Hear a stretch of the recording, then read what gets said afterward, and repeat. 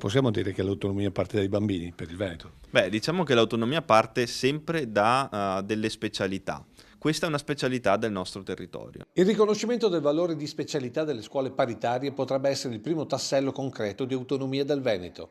L'annuncio nel corso dell'incontro organizzato dalla Federazione Italiana Scuole Materne all'Auditorium della provincia di Treviso, dove il presidente della regione è stato chiaro su obiettivi e modalità di intervento. Nelle prossime settimane, nei prossimi mesi, un tavolo interpartitico e interistituzionale, quindi al di là di destra e sinistra, regione, Parlamento, governo. Ci deve essere una sinergia strutturale al di là dei partiti su alcuni temi di fondamentale importanza, perché rispondono all'interesse del Veneto. Su un tema come questo e su sfide come questo è importante che si faccia squadra, perché chiedere quella competenza è una sfida di tutti, non può essere una sfida di destra, non può essere una sfida di sinistra, è una sfida del Veneto. Una richiesta forte, quella della specialità della nostra regione sul fronte delle scuole paritarie. Perché non si può chiedere tutte le materie in un colpo solo, ma si può procedere per segmenti.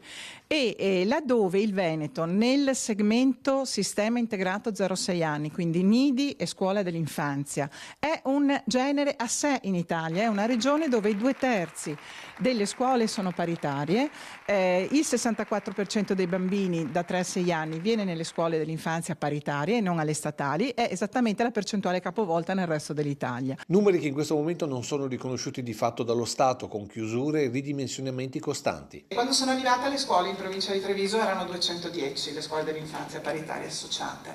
Oggi sono 202, il prossimo inizio dell'anno scolastico saranno 201. Questo significa meno servizi alle famiglie, ma anche meno sostegno alla natalità, oltre all'aumento della disoccupazione prevalentemente femminile.